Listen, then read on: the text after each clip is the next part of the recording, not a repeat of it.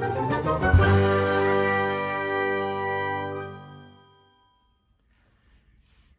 everyone, this is Chris, your friendly neighborhood Minnesota comic geek, here with part 2 of my Springcon 2024 comic book haul.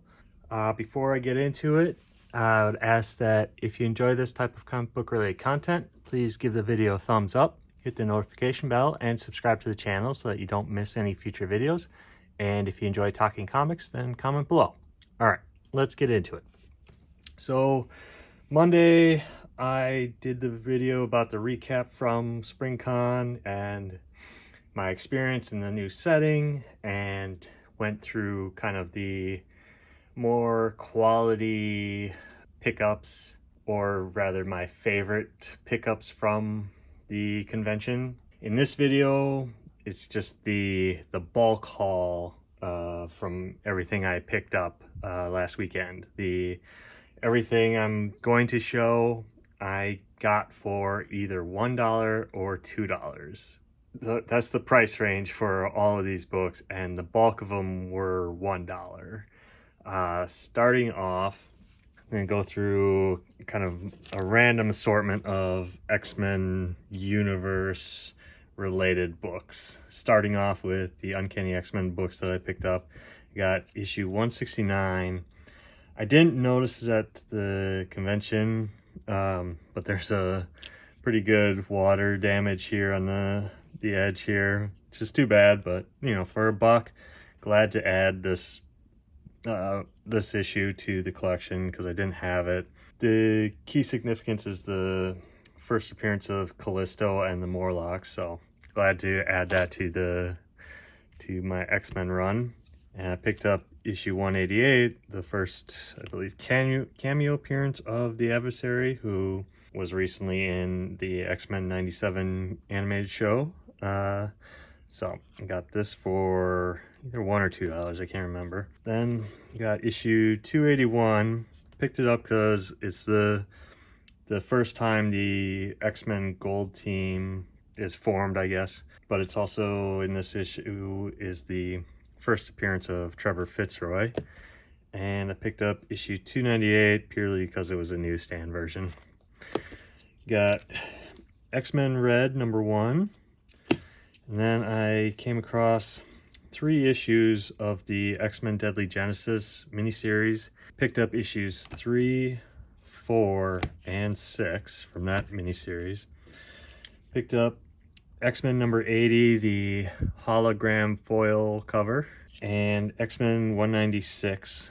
I came across a copy of Astonishing X-Men 1, Joe Madureira favorite of mine. I tend to always grab this copy, especially when I can get it for $1. Just looking for copies that are in good condition, so got the copy of that. Alpha Flight #6 for $2. I picked it up because it's just a fantastic cover by John Byrne. Picked up just a random Wolverine #53 because of the newsstand variety. Next up, I came across a bunch more issues of the Grant Morrison New X-Men run that I've been slowly working on to kind of fill in and around the Cassandra Nova storyline, and just trying to get the whole Grant Morrison run. So I picked up issues 125, 126, 131, 137, and 149. And I got all of these for $1. Next up, while searching through the $1 bins at one of the dealers, the guy had just a almost complete run of Astonishing X-Men issues. So I didn't have any of these, at least up to like 25, I'm pretty sure. And I got issues 1, 2, didn't have issue 3, but issues 4, issue 5, didn't have issue 6, but 7, 8, didn't have issue 9, got issue 10, 11, 12, 13, 14, 15, 16, 17, 18, 19, 20, 21, 22, 23, 24, 25, and then just a couple random issues, 29 and 30, and then giant size issue 1 of Astonishing X-Men. So like I said, almost a complete run of the Astonishing X-Men series. So pretty happy to just get a bulk buy of those. So next up is kind of a random assortment of just Marvel and Thor and She-Hulk. So picked up issue 1 of She-Hulk, or Hulk, I don't know, not sure. I looked through this issue. It's a fantastic Jeff Deckel cover, but it's always odd to have a She-Hulk book, or even any character book, and not have that character appear in their form or costume form at all in the issue. And especially a first issue, She-Hulk does not appear at all. It's only Jen Walters. It's a weird decision on the writer's part. Then you got Sensational She-Hulk number 19, working on that John Byrne Sensational She-Hulk run. Picked this up for that reason, but also just a funny cover. Nosferatu, the she-bat. It's just weird. Then I picked up issue 10 and 11 from the Savage She-Hulk, working on some of those older issues. Then came across Thor number 1, the Jane Foster version of Thor, and issue 6. Then a random Thor number 1 from many years ago, the Olivia Coipel penciled artwork, always fantastic. Then came across a bunch of the Donny Cates, Nick Klein Thor Volume 6 that I've been working on, including several copies of the Black Winter issues, the 4 through 6. It didn't have 5 because that's the more valuable one, but ended up getting a copy of issue 4, 6, and 2 copies of the second print. I wasn't sure because it's not noted anywhere on the front cover when I saw these, if these were variant covers or not. And so I looked it up when I got home, and this is the second printing cover. So still cool. And then still working on that run, I got issues 10, 11, 16, 19, and 22. So took a big chunk out of that run for, again, I think I believe all these were $1 a piece. So really happy to get those. Then Star Wars number 1 for $1. The Marvel's Annotated number 3. And if you're a fan of Alex Ross and his Marvel's miniseries from way back in the day, these Marvel's Annotated issues that give you kind of a director's commentary of those books are highly recommended. So picked this up. Then came across 3 issues from the Avengers Disassembled story arc, 4-issue storyline of the Disassembled, where they kill some Avengers and whatnot. But it got issues 500, 501, and 503. They didn't have issue 502, so not a complete run of this story. Came across Tokyo Ghost number 1 for $1.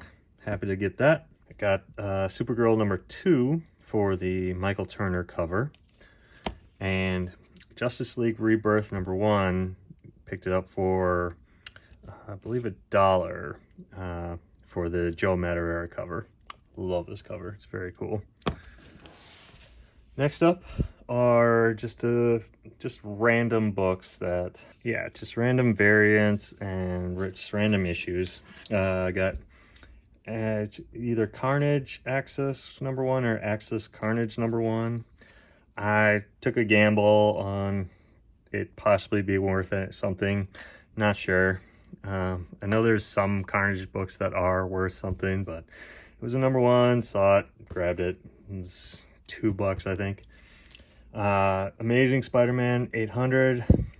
Just got this for $2. Then saw this, and I was just gonna quickly skip by it when I saw it in the bin, but then I noticed Pepe Larraz was the artist on the book, so this must be an early Pepe Larraz comic, so had to get that. Then Captain America #25, the second printing variant, just because it was $1. Got Siege #2, the Gabriel Delato variant cover.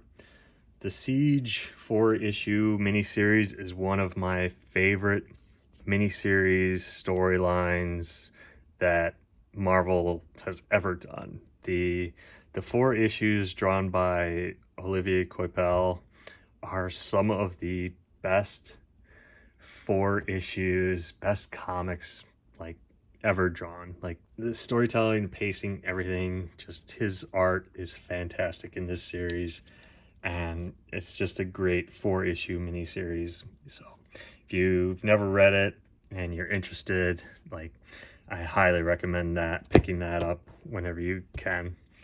You should be able to get the issues pretty cheap, you know, a couple bucks maybe. Picked up Silver Surfer Rebirth Legacy #2, the variant cover.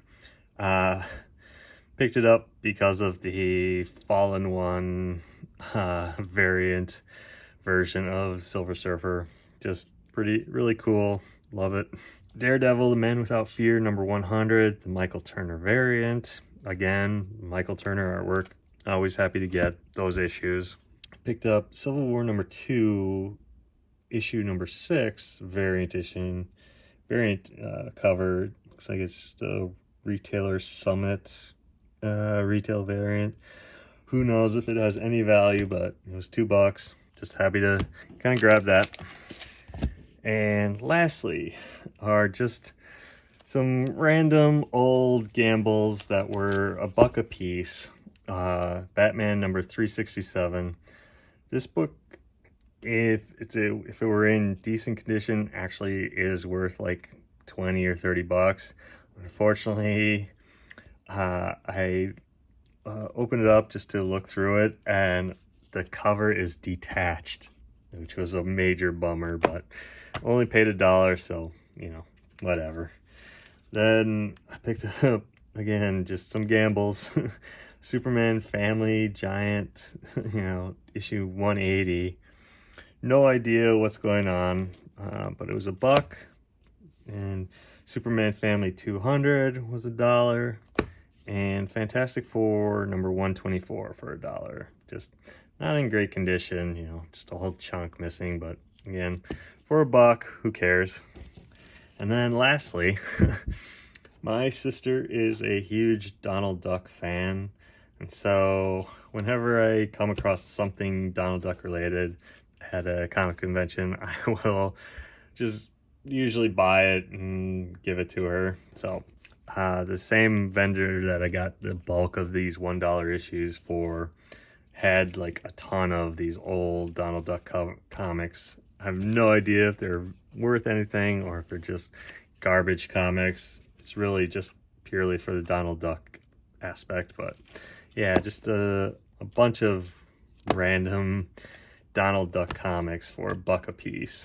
You know, I kind of wondered, like, based on the price on the cover, like the cheaper it is, if it might actually have some value. Like, so, yeah, 15 cents, 30 cents, a 20 cents cover, 30 cents, 30, 25. And it's a fantastic cover. Yeah, so just a random assortment of bulk comics. Again, there's about 90 comics here in this video. They were all mostly $1, and you know, a handful of $2 comics mixed in. But so that was my haul from Springcon, this video and the last one. What do you think of the pickups? Are there any random gems in there that I don't know about? You know, let me know in the comments. Also, let me know what you guys, if you attended Springcon, what you picked up, and if you found any gems. So yeah, I will end this video. Thanks for watching, and again, if you enjoyed this type of comic book related content, please give the video a thumbs up, hit the notification bell, and subscribe to the channel. Till next time, comment below, and let's talk comics. Bye.